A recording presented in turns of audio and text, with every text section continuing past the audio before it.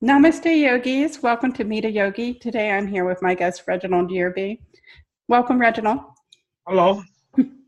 Reginald is he's the founder of three different companies, GMST Transportation, won the Kiva Pitch Night here in Chattanooga. Congratulations on your one. Thank you very much. And also, he also is the founder of Reach One, Teach One, which is a nonprofit that helps boys and girls to have positive activities outside of school. And you also own a daycare, right? Yes, ma'am. GMS Childcare. So you basically don't sleep, right? No. Around the clock. We got plenty of children. We got 6 kids and 4 grandkids, so we got to go around the clock. So we're here talking about how to have more inclusion in your business. I also want to welcome you. I'm SUZANNE DULIN. I'm the founder of SADHANA. If you're watching this replay, I'd really appreciate it if you'd let us know where you're watching from. Just put a comment down below. If you would also click the notifications and click subscribe if you're watching on YouTube, or click the notifications if you're watching on Facebook. That helps to make the video more visible. And we really want more people to see the work that we're doing. So we really appreciate it. So thanks so much for joining us, and let's get into our call. So Reginald, we're talking about that we wanted to talk about this subject because, you know, we both live in the South and it's been so divided. Like, you know, like it seems like there's all these different sides of the tracks, and whichever side you're on, you're with a group of people and you never see the other group. That's correct. I mean, we're so living in a diverse time. We need to just come together and figure out ways we can work together, and that will make a big difference in the world. Yeah, I'd like to see that too. There's been so much dissent being sown online with all of the conversations that are going on where everybody's like one side or the other. And I've been really trying to figure out like a positive way through it. And one thing that I realized was that I don't think that it's possible to change people's minds so much, but I do think that it's possible to really do positive action toward things that I believe in. I mean, that's correct. I mean, long as it's a positive move for yourself, I mean, it should benefit others. That's why I try to stay thinking in a positive way. Because some kind of way we have to come together and stop being in 4 corners and meet in the middle and try to make the world a better place. I like what you're doing too with your business, where even in your own, even the things that you're doing locally, that you're trying to have a positive impact and not just have a business, but have a business that actually, you know, all of your businesses really serve the people local to you, so that you're serving the children, you're serving the elderly, all the people that really need an extra hand. Transportation is real big, and it's a worldwide issue. Study shows 3.6 alone last year was either late or did not make doctor's appointments. So transportation is real big, especially for our elders to get back and forth to the doctors and to go with the kids. I mean, we have to start planting the seeds now so we can change the youth and all start grow together. We have to shift and make a difference in order to make change. Yeah, I'd like to also make a shift in how, you know, we all relate to each other, because I feel like there's just been this kind of artificial division that's been there, and I feel like I don't know where, like, why it's so strong that these, you know, people are so separated from each other, and I'm really starting to question it. Like, why is this happening? What is this? This doesn't make any sense to me. I mean, I feel the same way about how we were just divided and separated. I mean, sometimes you have to think, am I doing the right thing or making the right choices? Is it going to make a difference? I mean, all we can do is try to just continue to come together. Unity, strength is good in numbers. And you can't beat numbers. So if we can just come together and stop being so separated, it could be a change.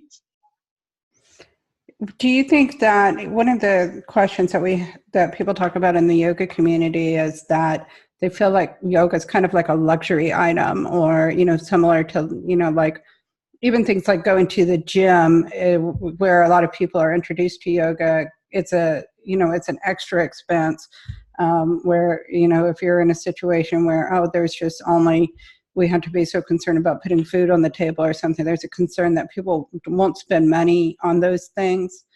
And I'm wondering, you know, a lot of people in my community feel like these things are important to their lives. And so I'm trying to figure out how, you know, everybody has things that they care about and make time for.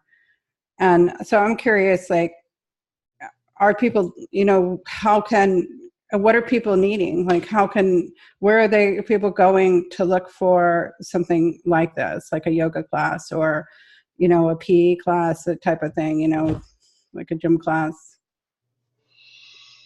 I mean, I'm not real familiar with yoga, but here in our community, I really don't know if that's a big thing. But far as just gym classes, I guess you could probably try to Y, Planet Fitness. I think it's Gold's Gym.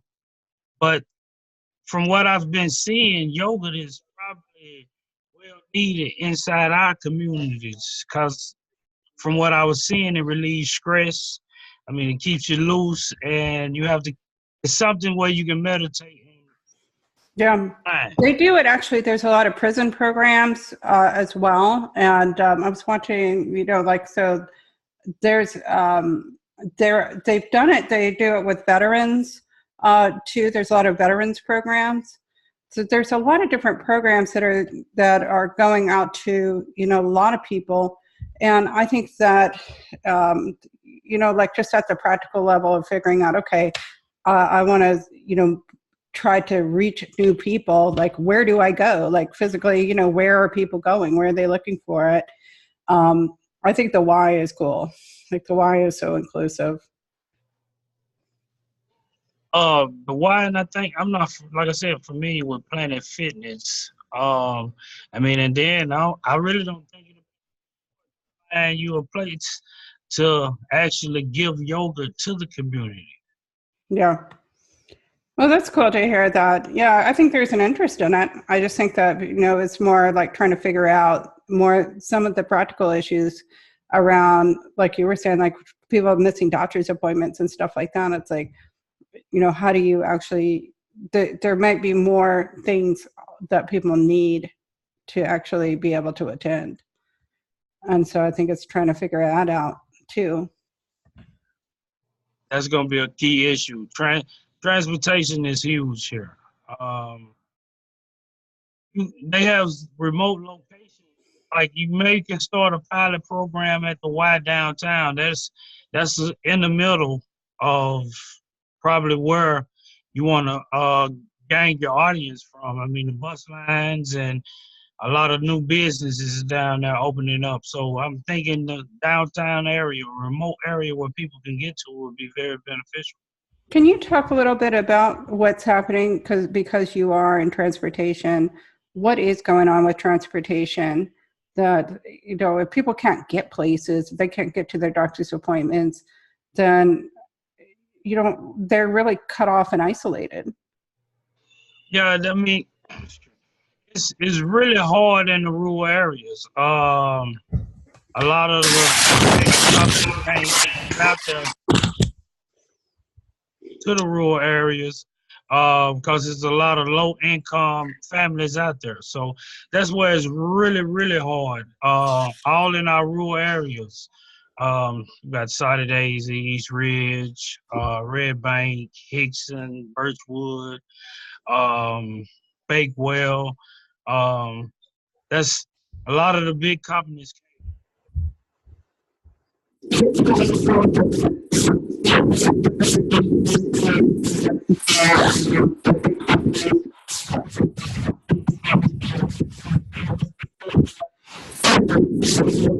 Your mic, I can't hear you.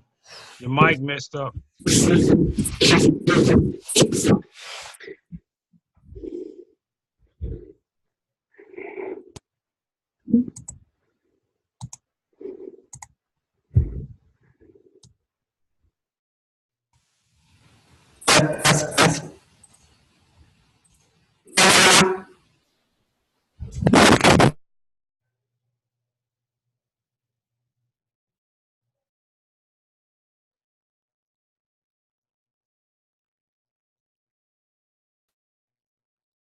Can you hear me? It ain't no itchy scratchy. I can barely hear you. You can hear me, but it's scratchy. I'm going to pause the recording. Okay, so we had a little bit of recording issues and we're back. And we were talking about how there's these rural areas here in Chattanooga and the big transportation companies won't go out there.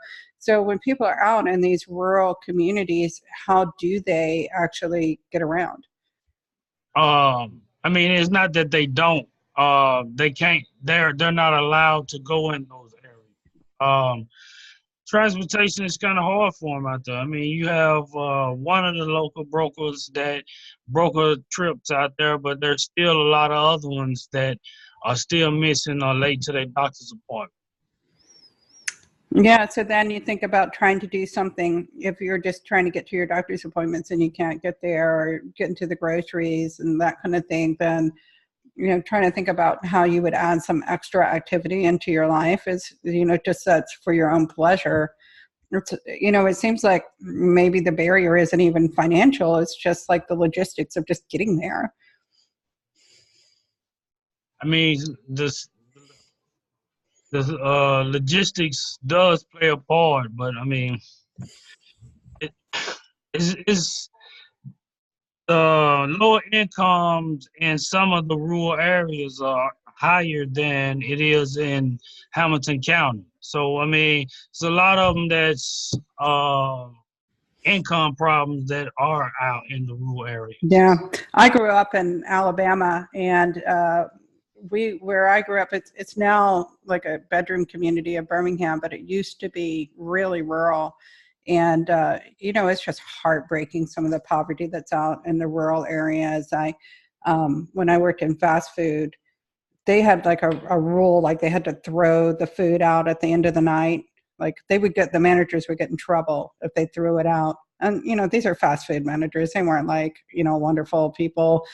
And there was this one kid who lived near me, this really, really impoverished road, and they would give him the food at the end of the night. Like, I remember that, like they would pack up all the chicken and everything and give it to him, and they'd just be like, please go and take this to your family. And, I remember, like, I know it was hard for him to do it, but basically he was feeding his family off of his fast food job. And it's really hard to see when people are in rural America, they just, at least when you're in the city, you have access to buses and stuff like that, and there's some connection. But out in the country, like, I saw some people who were, really, really not doing well, and made some really tough choices in their lives that, like basically as young people without very many options. And then they ended up, with kind of screwed up lives just because they didn't really have a lot of choices. They just made the best decisions they could when they were really young and didn't have a whole lot of sense.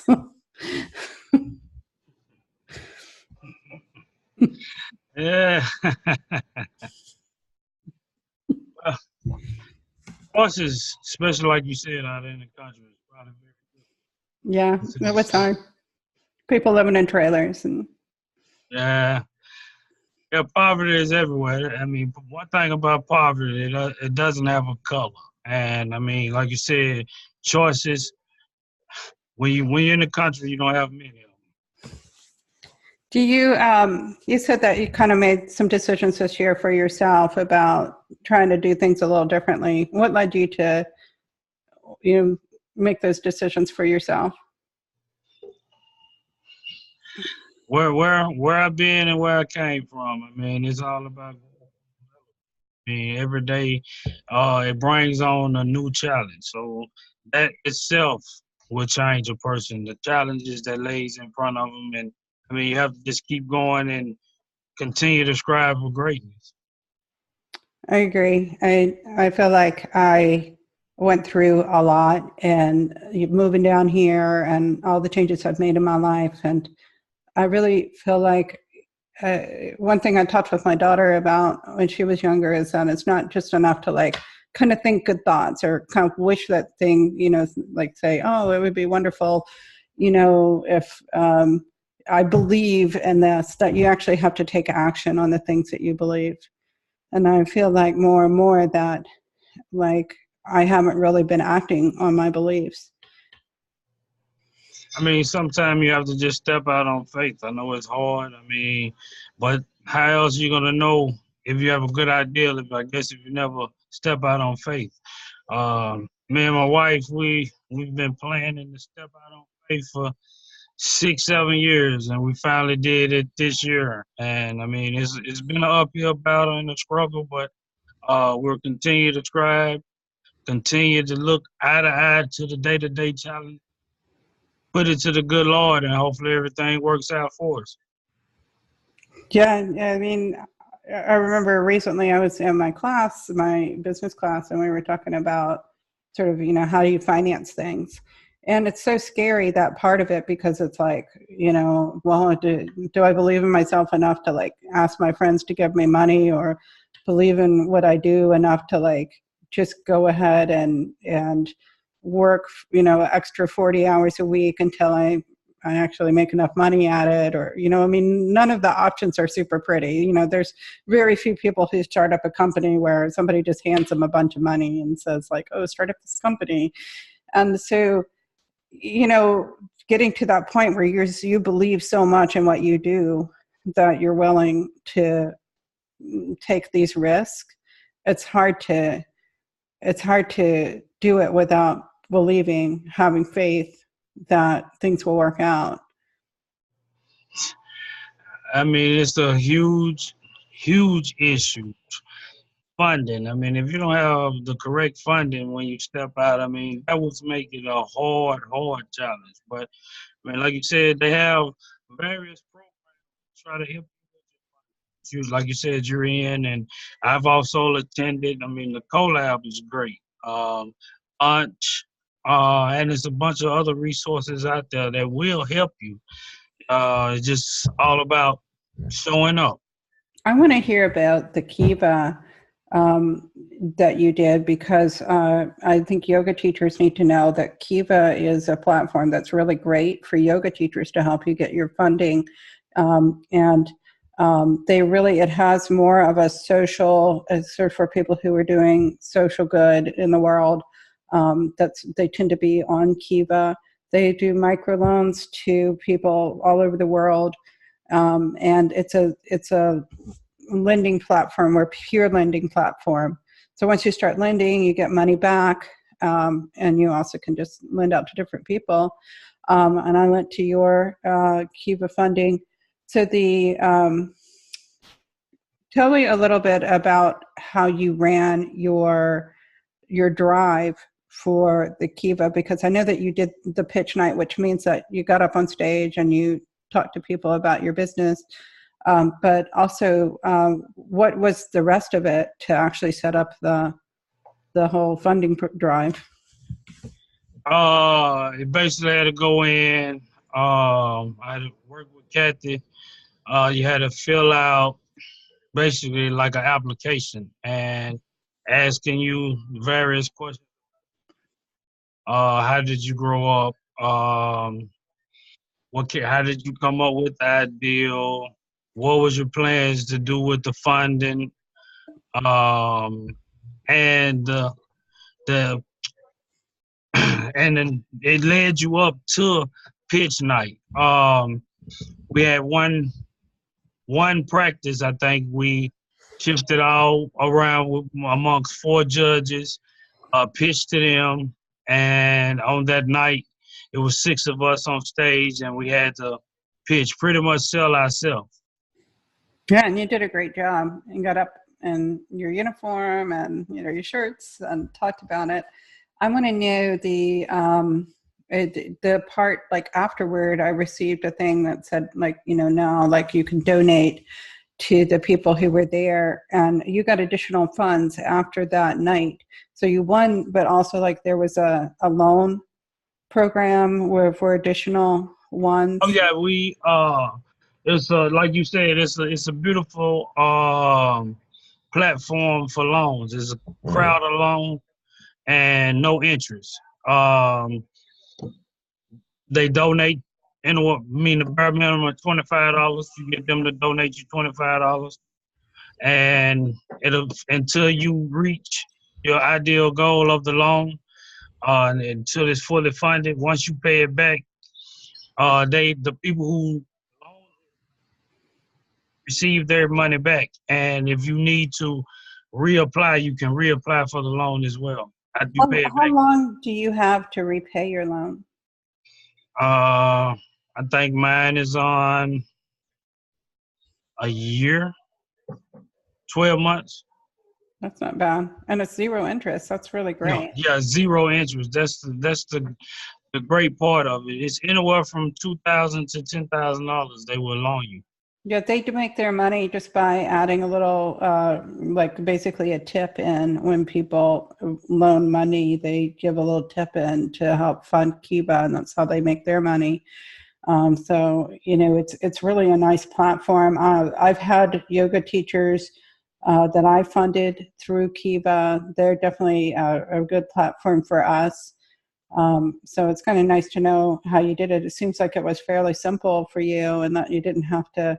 I think especially being involved with the pitch night event, that it was nice that you were able to, like have the support to get it up and running and stuff, that you didn't have to set it all up yourself. Yeah, they work hand in hand with you. Like I said, Miss Katie, she came from California to make us. Oh, really? This is her first year to be Kiva City, and there's different cities that get Kiva City, and I think we're the only one, or one of the very few, that had 100% funding for everybody that pitched. Yeah, we did. Actually, mine almost that night, almost fully funded itself. It's nice to know. It must be nice knowing not just that people gave you the money, but that all those people believed in what you were doing and that it was important for the community. That right there shocked me as well.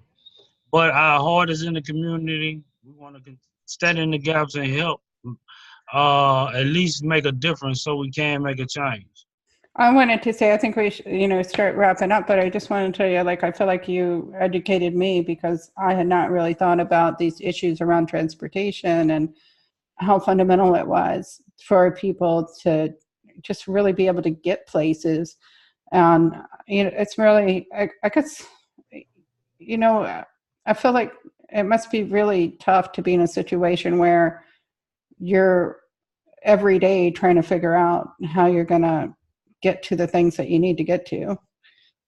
I guess I just take it all for granted that my car runs and I can hop in and go where I want to go when I need to. Yeah, transportation is huge. I mean, like you said, if you didn't have that car and can hop around like you wanted to, you'll understand. I mean, getting from point A to point B is not as easy as it used to be. Well, I'm glad that you're doing what you're doing, and I appreciate it. And it's nice to, I'm glad that you're my friend now. I'm glad to be your friend. Thank you. Okay, so I'm going to wind up. Reginald, if people want to donate to your loan, you can donate above the value of the loan, right? Is that correct? Not unless I apply for the loan. Oh, okay. But if anyone would like to make a donation to the foundation, they can go to our Facebook page, Reach One, Teach One UCA. And you haven't, yeah, I know that you've applied for your 501c. You're still trying to get that nonprofit status, but I do want to mention to people that there's a need immediately for basketball jerseys, and I believe we said it would be $1,000.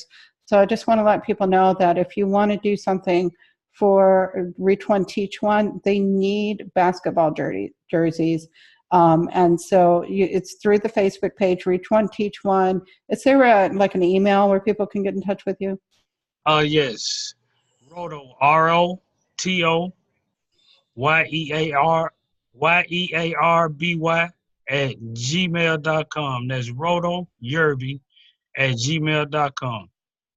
And we'll put that in above and below. So if you've been watching this far, thank you so much. I really appreciate it. We'll have links to the Reach One, Teach One page in the description above and below, as well as the email where you can reach Reginald. I'll also have contact information for me. I do coaching with yoga teachers, and you can reach me through SUZANNEDULIN.com for yoga teaching. Coaching, and also you can join the SADHANA community for yoga teachers and enthusiasts to follow my work or like my page, SADHANA community. Thanks so much. Thank you so much, Reginald, for being here. Thanks for having me. Bye.